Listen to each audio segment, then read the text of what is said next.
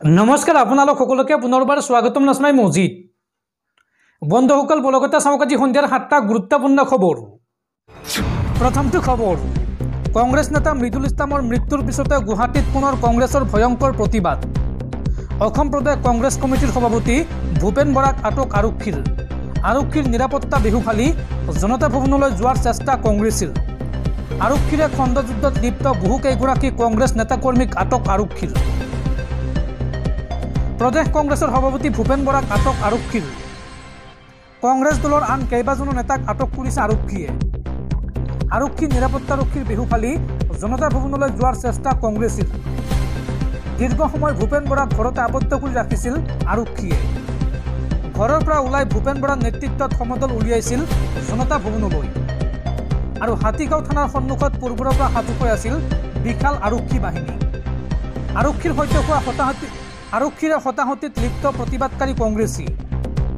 आरक्षी आयुक्तर सहित हताहतित लिप्त है कांग्रेस नेताकर्मी और भूपेन बराक आटक कर लै जा आरक्षी आयुक्तर बाहनेरे।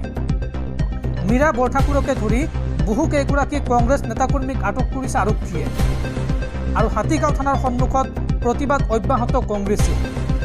राजपथत बहि महिला कांग्रेसीये उत्ताल करिছে परिवेश।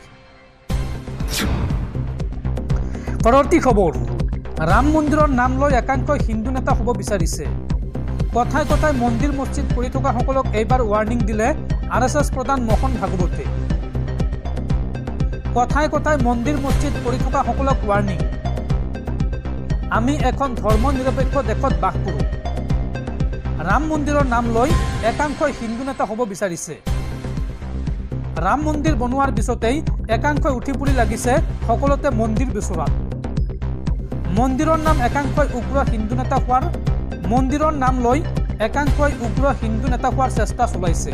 এই মন্তব্য आरएसएस प्रधान मोहन भागवतर। मोहन भागवते लगते कय जे সেই সকলক আমি কেতিয়াও গ্ৰহণ নকৰো। এতিয়া সময় আমি এক হৈ থকাৰ।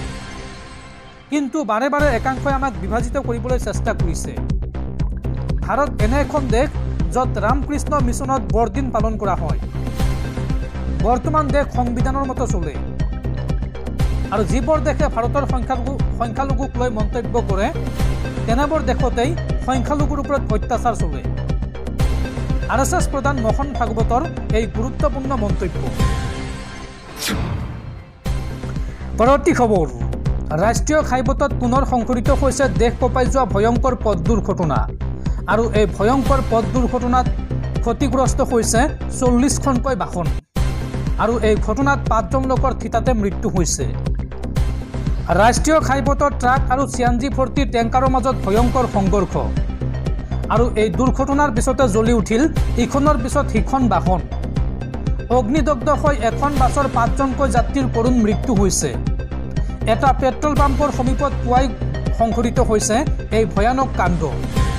ভয়ংকৰ ঘটনাত কেইবাজন লোক গুৰুতৰভাৱে আহত হৈছে আৰু 30ৰো অধিক লোকক সংকটজনক অৱস্থাত হাস্পতাললৈ প্ৰেৰণ কৰা হৈছে। জুইত জ্বলি ছাৰখাৰ হল প্ৰায় 40খনকৈ সৰু ডাঙৰ বাহন। ৰাজস্থানৰ জয়পুৰত সংঘটিত হৈছে এই ভয়ংকৰ পথ দুৰ্ঘটনা।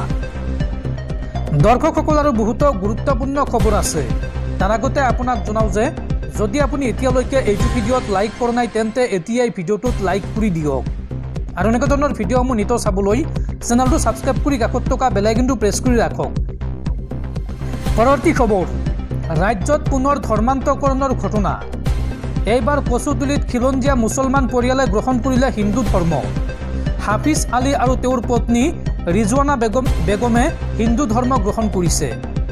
হাফিজ আলীৰ নতুন পৰিচয় হল ৰাহুল বড়ো আৰু ৰিজৱানা বেগমৰ নতুন পৰিচয় হল ভূমিকা বড়ো। পৰৱৰ্তী খবৰ म्यानमाৰত সামৰিক অভ্যুত্থানৰ বিভীষিকা। म्यानमाৰত দেহ ব্যৱসায় কৰিবলৈ বাধ্য হৈছে महिला चिकित्सक और नार्स। 2021 চনৰ ফেব্ৰুৱাৰী মাহত সংঘটিত হোৱা সামৰিক অভ্যুত্থানৰ পাছত म्यानमाৰত হোৱা ভয়াৱহ অৰ্থনৈতিক পতনৰ ফলত বিশেষকৈ চিকিৎসক নাৰ্ছ শিক্ষকৰ দৰে বৃত্তিত নিয়োজিত শিক্ষিত মহিলাৰ মাজত দেহ ব্যৱসায় যথেষ্ট বৃদ্ধি পাইছে। অৰ্থনীতিৰ স্থবিৰতা আৰু মুদ্ৰাস্ফীতি আকাশলংঘী হোৱাৰ লগে লগে বহু মহিলাই পৰিয়ালৰ পোহপাল দিয়াৰ উপায় বিচাৰি হতাশ হৈ পৰিছে, যাৰ ফলত তেওঁলোকে যৌন কৰ্মৰ ফালে ঢাপলি মেলিছে। কেৰিয়াৰ গঢ়িবলৈ বছৰ বছৰ ধৰি অধ্যয়ন কৰা চিকিৎসক মেয়ে দ্য নিউয়ৰ্ক টাইমছত দিয়া এক বক্তব্য অনুসৰি তেওঁৰ দৰে মহিলাৰ বাবে বেশ্যাবৃত্তিৰ দিশটো বেদনাদায়ক আছিল যদিও জীয়াই থাকিবলৈ প্ৰয়োজনীয় আছিল। আৰ্থিক সংকটৰ লগতে বৃদ্ধি পোৱা জীৱন যাপনৰ খৰচ আৰু স্বাস্থ্যসেৱা খণ্ডৰ পতনে তেওঁৰ হাতত বিকল্প কমেই ৰাখিছিল। একেদৰে ৰাজনৈতিক অশান্তিৰ বাবে চিকিৎসালয় বন্ধ হৈ পৰাৰ পাছতে যাৰ নামৰ এগৰাকী নাৰ্ছেও দেহ বিক্ৰী কৰিবলৈ বাধ্য হয়। কামটো ভাল পোৱা নহয় যদিও ইয়াৰ দৰমহা আগৰ চাকৰিটোত যিমান উপাৰ্জন কৰিব পাৰিছিল তাতকৈ যথেষ্ট বেছি যাৰে উপাৰ্জন কৰিছিল। এই কথা সংবাদ মাধ্যমৰ আগত উল্লেখ কৰিছে। এসময়ত ক্ৰমবৰ্ধমান মধ্যবিত্ত শ্ৰেণীৰ নিৰাপত্তা উপভোগ কৰা ম্যানমাৰৰ বহু মহিলাই এতিয়া কঠিন পৰিস্থিতিত পৰিছে। জীৱন নিৰ্বাহৰ বাবে আইন ভংগ কৰিবলৈ বাধ্য হৈছে। ম্যানমাৰৰ চহৰসমূহৰ ওপৰত সামৰিক নিয়ন্ত্ৰণৰ লগতে ব্যাপক দৰিদ্ৰতাই এই সংগ্ৰামসমূহ আৰু অধিক ভয়াৱহ কৰি তুলিছে। বেশ্যাবৃত্তি অবৈধ হ'লেও এই ব্যৱসায়ৰ লগত জড়িত মহিলাসকলে প্ৰায়েই গ্ৰেপ্তাৰৰ পৰা হাত সাৰিবলৈ উৎকোচ দিবলগীয়া হয়, যাৰ ফলত কষ্টকৰ আন এটা স্তৰ যোগ হয়। এই সংকটৰ প্ৰভাৱ বিশেষকৈ মহিলাসকলৰ বাবে কঠোৰ, যিসকলে ইতিমধ্যে পুৰুষৰ লগত মজুৰিৰ বৈষম্য আৰু নিবনুৱাৰ হাৰ অধিক হোৱাৰ সন্মুখীন হৈছে। দেশখনৰ ভৱিষ্যত অনিশ্চিত হৈ থকাৰ সময়তে ম্যানমাৰৰ বহু মহিলাই নিজৰ ভয়াৱহ পৰিস্থিতিৰ পৰা ওলাই অহাৰ পথৰ আশাত কল্পনাতীত প্ৰত্যাহ্বানৰ সন্মুখীন হ'বলগীয়া হৈছে। পৰৱৰ্তী খবৰ, আম্বেদকাৰক ভালপোৱাসকলে কেতিয়াও বিজেপিক সমৰ্থন নকৰে। কিংমেকাৰ চন্দ্ৰবাবু নাইডু আৰু নীতিশ কুমাৰে বিজেপিক সমৰ্থন কৰাক লৈ অসন্তুষ্ট অৰবিন্দ কেজৰিৱাল আৰু এই দুয়োগৰাকী নেতালৈ এটা বিশেষ পত্ৰ লিখিছে অৰবিন্দ কেজৰিৱালে। এই মুহূৰ্তত প্ৰশ্ন হৈছে অৰবিন্দ কেজৰিৱালৰ এই পত্ৰ এতিয়া বিপাঙত পেলাব নেকি বিজেপি মিত্ৰজোঁটক। কিংমেকাৰ নীতিশ কুমাৰ আৰু চন্দ্ৰবাবু নাইডুলৈ বিশেষ পত্ৰ অৰবিন্দ কেজৰিৱালৰ। নীতিশ কুমাৰ আৰু চন্দ্ৰবাবু নাইডুৱে বিজেপিক সমৰ্থন কৰাক লৈ প্ৰশ্ন অৰবিন্দ কেজৰিৱালৰ। আম্বেদকাৰক ভালপোৱাসকলে কেতিয়াও সমৰ্থন নকৰে বিজেপিক, এই মন্তব্য অৰবিন্দ কেজৰিৱালৰ। অৰবিন্দ কেজৰিৱালে লগতে কয় যে বাবা চাহেবক শ্ৰদ্ধা কৰাসকলে আৰু বিজেপিক সমৰ্থন কৰিব নোৱাৰে। বাবা চাহেব আম্বেদকাৰ কেৱল এজন নেতা নহয়, বৰঞ্চ আমাৰ জাতিৰ আত্মা। আম্বেদকাৰক কলম্বিয়া বিশ্ববিদ্যালয়ে আইনত ডক্টৰেট ডিগ্ৰী প্ৰদান কৰিছিল। আম্বেদকাৰক লৈ কেন্দ্ৰীয় গৃহমন্ত্ৰী অমিত শ্বাহে কৰা মন্তব্যৰ পিছতে অৰবিন্দ কেজৰিৱালৰ এই পত্ৰ। 2. কিংমেকাৰ নীতিশ কুমাৰ আৰু চন্দ্ৰবাবু নাইডুৱে এতিয়াও কিয় বিজেপিক সমৰ্থন কৰিছে, এই বুলি প্ৰশ্ন অৰবিন্দ কেজৰিৱালৰ। পৰৱৰ্তী খবৰ, পাইলটৰ ভুলৰ বাবে দুৰ্ঘটনাগ্ৰস্ত হৈছিল চিডিএছ বিপিন ৰাৱতৰ হেলিকপ্টাৰ। শেহতীয়া ৰিপৰ্টত দাবী কৰা হৈছে এই কথা। সেয়া আছিল 2021 চনৰ 8 ডিচেম্বৰ। হেলিকপ্টাৰ দুৰ্ঘটনাত দেশৰ প্ৰথমগৰাকী chief of defence staff Bipin ৰাৱতৰ মৃত্যু ঘটে। দুৰ্ঘটনাটোত তেওঁৰ পত্নী মধুলিকা ৰাৱতৰ লগতে 11গৰাকী লোকৰ মৃত্যু হয় আৰু অৱশেষত এক প্ৰতিবেদনত এই দুৰ্ঘটনাৰ কাৰণ কি সেই কথা পোহৰলৈ আহিল। শেহতীয়াকৈ বায়ুসেনাই গঠন কৰা তদন্ত সমিতিখনে লোকসভাত এই প্ৰতিবেদন দাখিল কৰে আৰু সেই প্ৰতিবেদনত স্পষ্টভাৱে দাবী কৰা হৈছে যে যান্ত্ৰিক বিজুতি বা সংঘাতৰ বাবে নহয়, দেশৰ প্ৰথমগৰাকী সেনাধ্যক্ষৰ মৃত্যু হৈছে মানুহৰ ভুলৰ বাবে। প্ৰতিবেদনখনত সঠিকভাৱে কি দাবী কৰা হৈছে চাওঁ আহক।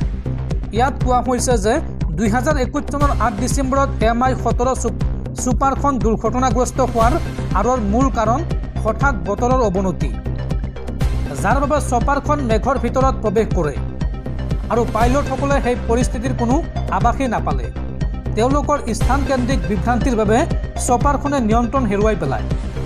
বিমানৰ ডাটা ৰেকৰ্ডাৰ আৰু ককপিটৰ ভইচ ৰেকৰ্ডাৰ বিশ্লেষণ কৰাৰ উপৰিও প্ৰত্যক্ষদৰ্শীসকলকো সোধা পোছা কৰা হয়। সকলো দিশ চোৱা চিতা কৰি এই দাবী প্ৰতিবেদনত উত্থাপন কৰা হৈছে। ইয়াৰ উপৰিও 2017 চনৰ পৰা 2022 চনলৈ বায়ুসেনাত মুঠ 34টা বিমান দুৰ্ঘটনা সংঘটিত হোৱা বুলি প্ৰতিবেদনত উল্লেখ কৰা হৈছে। ইয়াৰে 9টা 2021-22 বিত্তীয় বৰ্ষত সংঘটিত হৈছে। ইয়াৰ ভিতৰত বিপিন ৰাৱতৰ ছুপাৰ হেলিকপ্টাৰখনো আছে।